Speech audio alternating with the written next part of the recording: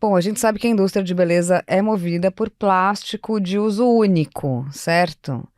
Comprou aquele creminho, shampoo, usou até o final, vai pro lixo. O que a gente vai discutir hoje é refil. Você costuma comprar produtos com refil ou você é fiel o suficiente a produtos para recomprá-los e pensar na possibilidade de usar um refil? A gente vem vendo muitas iniciativas relacionadas ao tema, inclusive de marcas de luxo muito legais. É disso que a gente vai falar no episódio de hoje. Tchau, Bela! Seu podcast sobre tendência, comportamento e inovação nos mercados de beleza e bem-estar. Quem nos acompanha já sabe que o Tchau Bela é um podcast dedicado às maiores tendências e inovações do mercado de beleza dentro e fora do nosso país.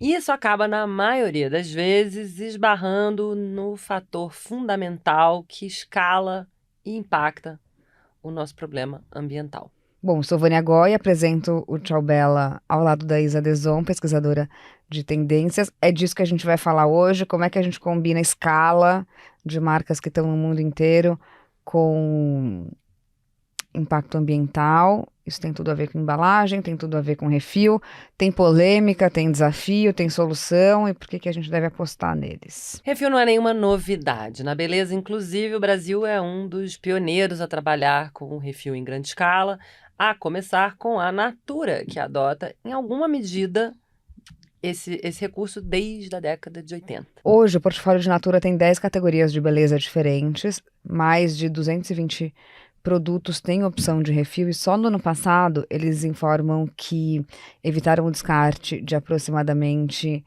2.500 toneladas de resíduos. Claro que tem outras marcas também conhecidas do grande público, como, por exemplo, a Lush ou a The Body Shop, que sempre levantaram essa bandeira muito antes de virar pauta e tendência, né? Aliás, eu tive uma mesa em setembro com a Paula Pimenta, que é a General Manager da marca, e fiquei sabendo que a Anitta Roddick, quando lançou o The Body Shop, ela pedia para as pessoas trazerem os frasquinhos de volta e ela mesmo refilava, ou seja, pioneira e prática, diria. Nosso sonho. Libera Anvisa. Libera pra gente encher nossos potinhos de shampoo na loja. Mas enfim, plástico de uso único é um problema. A gente fala muito disso aqui. Segundo a Zero Waste, que é uma organização sobre o tema, a indústria de beleza e cuidados pessoais produz cerca de 120 bilhões de unidades de embalagem todos os anos, a maioria delas é em plástico. E segundo o WWF, 91% desse material produzido no mundo não é reciclado, por mais que a gente fale muito de reciclagem, de coleta seletiva, até, enfim, de plástico verde, né? E aí muita gente pergunta pra gente também qual é o hype do negócio do refil, né? Eu achei interessante trazer um dado aqui, que o refil consome até 85% a menos de plástico do que embalagens que são mais rígidas, né? Esse é um dado que foi trazido para a gente pela Helena Bins, que é gerente de marketing da Sulprint Embalagens, e a gente leu isso na Brazilian Beauty News. Outro dado interessante é que, segundo a Fundação Ellen MacArthur, se a gente transformar 20% das embalagens plásticas de todos os tipos de produto do mundo em embalagens de refil, é uma oportunidade de uns 10 bilhões de dólares. E justamente ela tem um estudo chamado Reutilização Repensando Embalagens, que mostra soluções de embalagens reutilizáveis para o mercado B2C. Então a gente recomenda que você vá lá dar uma olhada se isso for a sua praia. E nesse reporte, ela fez uma avaliação de mais de 100 iniciativas, entrevistou mais de 50 experts e mapeou 69 exemplos de reutilização de embalagens e como que você pode trazer isso para o seu negócio. Então tem muita coisa prática pintando por aí. Bom, a gente vê que redução de plástico, como a gente chama, virgem, tá entre as metas de muitas marcas, não só de beleza. A gente poderia citar marcas de bebidas e alimentos. A gente tem metas ambiciosas, como a da PepsiCo, por exemplo, que quer reduzir plástico virgem 50% até 2030 e se tornar zero até 2040. A Reuters divulgou uma previsão também de que o mercado de produtos recarregáveis e reutilizáveis cresça 5% ao ano, atingindo um valor de pouco mais de 50 bi até 2027. Mas, putz, 5% ao ano é pouco, né, meu? No caos que a gente tá vivendo de tanto plástico. Às vezes, as legislações também não ajudam, né? A gente ser recarregável, pelo menos em beleza no Brasil, é mais complexo, né? A gente tem um projeto da Deson que a gente fala sobre o plástico ser realmente um drama de imensa proporção, porque ele é dinheiro, ele é ativo, ele é embalagem, ele é discussão geopolítica, o buraco É muito embaixo, mas enfim. Mas é interessante a gente ver que, além da conscientização ambiental, as pessoas estão muito sensíveis ao preço, especialmente por causa de toda a inflação e instabilidade econômica. Então, o refil também pode se tornar mais atrativo nesse momento de crise, né? Em geral, o refil é mais barato, né? É mais barato para o consumidor final, estamos falando aqui. E também mais barato para quem produz, porque desenvolver embalagem é um fator fundamental na decisão, não só de compra, se for mais barato, mas também na hora de lançar novos produtos. A gente que trabalha com desenvolvimento para várias marcas sabe que a linha da embalagem é uma linha muito importante da planilha, porque todo mundo tem sonhos mirabolantes de fazer coisas únicas, e a gente sabe que na hora de botar em prática, quanto mais inovador, quanto mais esteticamente diferentão for, virá de mais longe, porque nunca é produzido no Brasil e vai ser muito caro, né? A embalagem é muito caro. E o portfólio que a gente tem aqui no Brasil é muito restrito quando a gente olha pelo palco global, né? E aí não é à toa que tem embalagem que, inclusive, sai mais caro do que a própria formulação do produto. Então, por essa perspectiva, só isso já justificaria o refil. Sim. E os benefícios do refil, tanto para o consumidor, mas principalmente até para a marca envolvida, Sim. né? A gente também foi ler se refil vale a pena a longo prazo, do ponto de vista econômico e também de impacto ambiental. Tem um site com um artigo muito interessante sobre os desafios, chama strategicinnovation.co.uk, que fala sobre custos elevados, porque no curto prazo você vai ter que transformar uma cadeia produtiva que não estava pronta, né, talvez, para esse tipo de embalagem. Manutenção de identidade, porque a gente sabe como personalidade vem também através da embalagem, segurança e qualidade dos produtos. E aí a Vogue Business publicou um artigo esse ano sobre refil e a gente mapeou alguns pontos que eles trouxeram, né? Um é que o consumidor ainda tem resistência a esse conceito. Isso é muito interessante. Eu fiz um projeto com uma marca brasileira sobre refil e um dos feedbacks era: o cliente acha feio. Aí eu falava, mas se ele vai pegar o potinho que ele tem, encher e jogar fora, por que ele está preocupado com essa estética? Ainda Sim. não entendi qual é a barreira, mas ela existe. Se você tiver essa barreira, conta pra gente nos comentários, porque a gente está curiosa. E, além disso, para as marcas, né, os produtos recarregáveis, eles requerem investimentos significativos, tanto na fabricação quanto no marketing, como a Vânia já trouxe aí com a coisa da identidade, né? Então, é uma nova cadeia de produção que ainda está em desenvolvimento e que precisa de investimento. Para deixar claro, tudo que tem a ver com sustentabilidade hoje, para dar certo, amanhã, está precisando de investimento, porque a gente segue investindo no tradicional, Sim. cujo impacto negativo é substancial. A Dazed também fez uma matéria muito boa falando sobre esses desafios de refil. Primeiro, porque nem todos eles são feitos de embalagens com impacto positivo ou são feitos de materiais muito difíceis de serem reciclados. Então, precisa pensar nisso. E quando a gente olha para a indústria de beleza e bem-estar, tem algumas outras coisas complicadoras. Por exemplo, o fato das pessoas não serem tão fiéis aos produtos e às formulações. Então, se você é do tipo novidadeira, de fato você não vai encher aquele potinho de creme ou de shampoo com a mesma fórmula.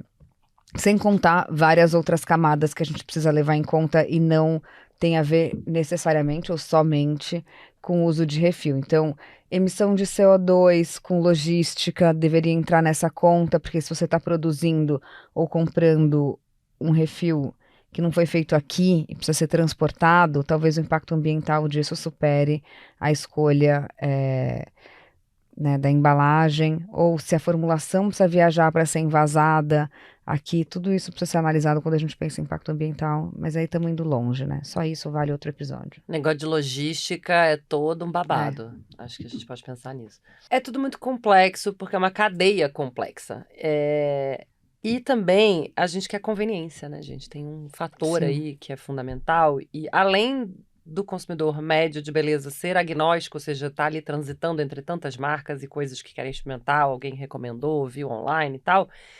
Mesmo as que têm algum tipo de fidelidade, acreditem ou não, eu e a Vânia, apesar da gente testar de tudo, a gente tem fidelidade, sim, a certos produtos específicos, muitos são chatos ou difíceis de usar e fazem a maior lambança, e ninguém quer lambança com, principalmente, Sim. coisas que criam espuma, que têm texturas, né, pegajosas. Então, designers de produtos, ajudem a gente a pensar nos refis mais inteligentes, mais fáceis. E no mercado de beleza, embalagem vende, né? Muitas vezes esse é o primeiro ponto de contato do consumidor com algum produto. Tem essa capacidade de encantar, tem uma coisa muito sensorial. Então, escolher pela beleza da embalagem faz parte dessa jornada de compra e muita gente prefere que um produto, mesmo tendo refil, tenha sua carinha original para fazer mais bonito, né, no banheiro. Tem uma pesquisa feita com mulheres americanas entre 30 e 34 anos por uma empresa de cuidados com a pele, a Bare Lux, que mostra que, embora quase 80% dessas consumidoras considerem sustentabilidade importante para tomar uma decisão de compra, só pouco mais de 20% usam produtos de cuidados com a pele que sejam recarregáveis. E aí, mais de 50% dos entrevistados foram desencorajados pela dificuldade de encontrar opções disponíveis. Então, isso é um fator, ou seja, precisamos de mais opções de refis. Enquanto 36,8% mencionaram a não disponibilidade das marcas preferidas como motivo. Então, Eu acho isso muito comum. Eu compro muita coisa refilável, especialmente de produto de limpeza. É muito impressionante como várias vezes os supermercados não têm refil, né? Só tem as embalagens tradicionais, assim. Eu fico caçando online quem tem refil. E 31% se mostram preocupados com a contaminação e derramamento do produto, que é aquilo que eu falei de fazer bagunça, ninguém quer. E 17% citaram um ceticismo sobre a sustentabilidade real das recargas. Mas aí tem que estudar. E lá no site das empresas, elas explicam tudo bonitinho. Eu acho que também é uma nova comunicação que a gente está tendo Sim. que lidar com, né? Eu vejo, por exemplo, muito, você falou de produto de limpeza, muita coisa acontecendo nesse momento do detergente para lavar roupa, por exemplo, que é isso. Quando a gente vê, dá para entender. Então, eles botam o grande, o pequeno, não sei o quê, e de uma forma eles conseguem comunicar muito bem, que eu acho que é novo. Eu acho que a gente vai ter que aprimorar essas comunicações. Sobretudo, é que a gente sempre fala de sustentabilidade não ser um assunto que fica restrito ao seu relatório Exato. de impacto para o trade. Isso tem que estar no dia a dia. Mas vamos lá, resumindo a história do refil. Dentre as maiores dificuldades que a gente compilou aqui, precisa ter apoio, precisa ter aporte de grana, precisa ter incentivo governamental para programas de reciclagem, porque criar uma embalagem super reciclável ou boa de ser descartada corretamente não é nenhuma garantia de que ela vai ser reaproveitada e esse ciclo vai ser cumprido. Acho que tem que ter um esforço ferrenho de marketing, de comunicação, como a gente acabou de falar, para que as empresas consigam ajudar o consumidor a alterar um pouco essa ótica de que esse é um produto talvez pior, né? Menos atraente, enfim. Tem a ver com desenvolvimento interno, porque fazer embalagens novas, formas de envase novos, de logística nova, precisa de design inteligente, precisa de dinheiro, né? Fazer diferente. E essa conveniência, né, querida? Que você não quer que nada derrame, a gente não quer nada contaminado indo de um potinho para o outro, né? Até porque desperdício, aí voltamos ao Sim. problema, né, do início. E aí, assim, aqui a gente falou de refil, mas a gente pode falar de recarga, que pode ser feita em casa ou não, a gente pode falar de retorno ou logística reversa, com bônus ou não para isso. Sim. Então, assim, tem muita coisa pra gente pensar e a gente tem que ser ágil nisso. A gente vê umas iniciativas surgindo, né, no mercado. Tem a Repose It, que faz uma collab, assim, entre várias empresas de embalagem para que isso seja escalável, porque esse é sempre o grande problema, como é que a gente torna isso fácil de ser executável no mundo inteiro, né? No Vietnã, que é um dos principais mercados emergentes do mundo, tem a Glácia, que é um modelo de engarrafamento de água potável em vidro reutilizável que eles entregam e coletam as garrafas localmente, tipo Coca-Cola Já na nossa vivemos, chamava infância. casco da cerveja, você levava, Exato. né? E a gente está tendo que voltar para esses aprendizados e otimizá-los com novos sistemas inteligentes, né? Enfim, lembra quando a gente fez uma palestra muito boa, que tinha aquele protesto das pessoas que elas compravam as coisas no supermercado, tiravam todas as embalagens, largavam os carrinhos cheios de plástico, enfim. Sim. Tem uma campanha Refill Schemes UK, que conecta um monte de gente em lugares diferentes, onde elas podem comer, beber, fazer compras sem plástico. Tinha um monte de influenciador naquela época, né, desse protesto também, que a gente mapeou, mas acho que o importante é que essas iniciativas são conectadas a um desejo político mesmo, de que as legislações mudem acerca do assunto, né? Exato, e aí tem marcas e empresas que são ainda de nicho, mas que estão aí provocando a gente com soluções muito criativas de refil ou de embalagem, tipo a Forgo, que tudo vem em pó e você só precisa botar água, já que eles partem da premissa que você tem água em casa. Não, e vira uma espuma rica, deliciosa, não perde em nada no sensorial para uma mousse que você compraria pronta, assim. O que eu acho que é muito interessante de trazer nessa provocação, que passou por produto de limpeza para marca de nicho, é que hoje eu acredito que a grande alavanca desse mercado, pelo menos no que diz respeito ao mercado de beleza e bem-estar, é realmente o mercado de luxo, que chegou para a festa, chegou com tudo, investindo de fato nessas embalagens ultra design, e que por pressão, gente, que está acontecendo na União Europeia. Não pense em você que foi pela pura bondade do coração. Não é assim que funcionam os grandes grupos, infelizmente.